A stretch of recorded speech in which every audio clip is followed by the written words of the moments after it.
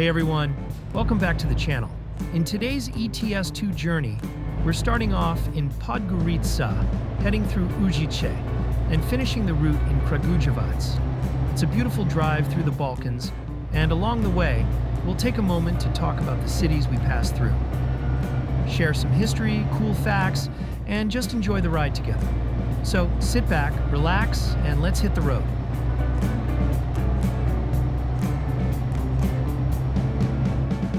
If you enjoy these types of scenic routes, make sure to hit that like button, and don't forget to subscribe so you never miss a journey.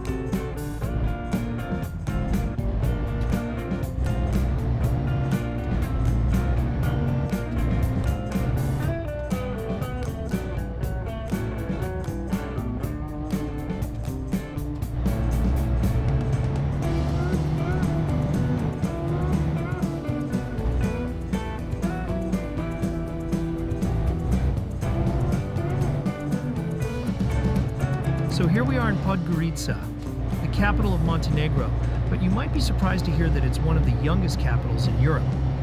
It became the capital only in 1946 after World War II, replacing the historical capital, Cetinje. Even though it looks modern today, Podgorica has been through a lot. It was heavily bombed during World War II, almost completely destroyed and then rebuilt from the ground up. That's why you'll notice a mix of architectural styles, a little Ottoman, some Yugoslav-era concrete blocks, and sleek modern buildings all in one place. And fun fact, Podgorica is located at the meeting point of 5 rivers Moračica, Ribnica, Zeta, Cijevna, and Sitnica, which is pretty unique and gives the city a cool natural vibe despite being the urban center of Montenegro. Oh, and here's one more, even though it's the capital. Podgorica is actually really quiet and chill compared to most big cities. It's a great place to start a peaceful Balkan road trip like ours.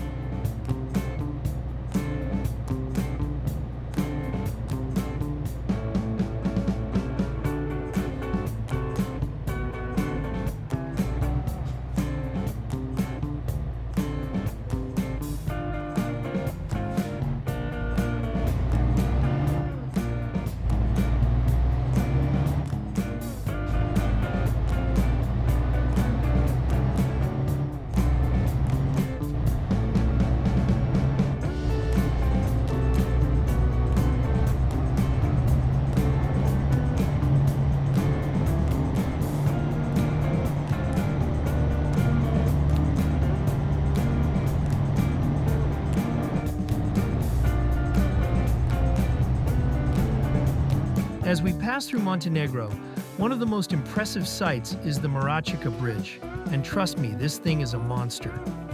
It's the highest bridge in the country, towering over 200 meters above the Moračica River, and stretching almost 1 kilometer in length. When you're driving across it, it feels like you're floating above the canyon. It's part of the new Barboljare Highway, a major infrastructure project that connects the coast to the north of Montenegro, and eventually all the way to Serbia. The bridge itself is an engineering masterpiece and took years to complete. Just imagine the view from the cab while crossing that thing. Definitely a highlight of the drive.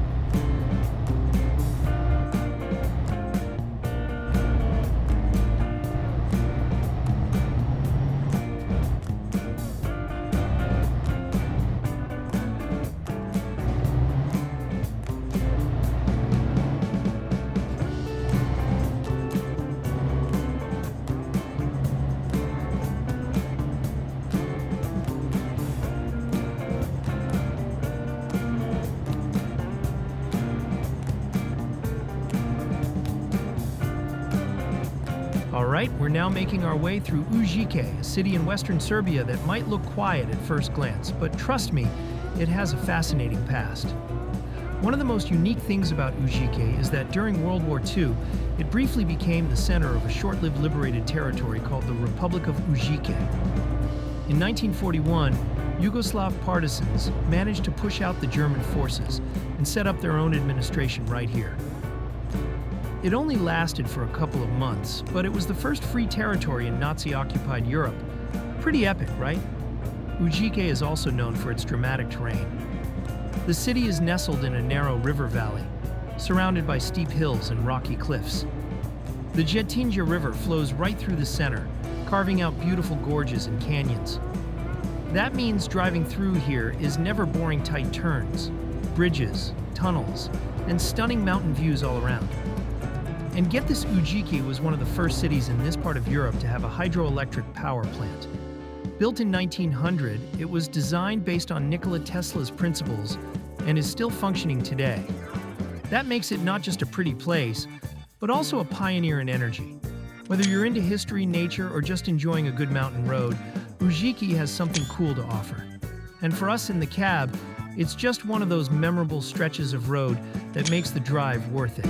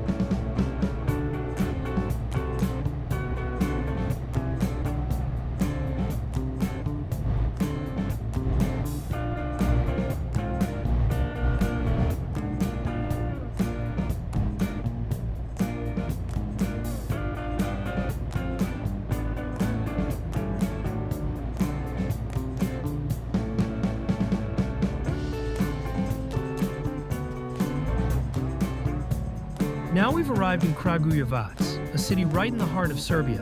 And let me tell you, this place has some serious history. Back in the early 19th century, Kragujevac was actually the first capital of modern Serbia, before Belgrade took that role. It was the center of politics, education, and culture during the reign of Prince Miloš Obrenović, who helped Serbia gain autonomy from the Ottoman Empire. Kragujevac is also known as the birthplace of Serbia's industry. The country's first cannon foundry was built here in 1853, and that legacy of manufacturing lives on today. It's home to Zastava, the iconic car and weapons factory, famous for producing the Yugo car.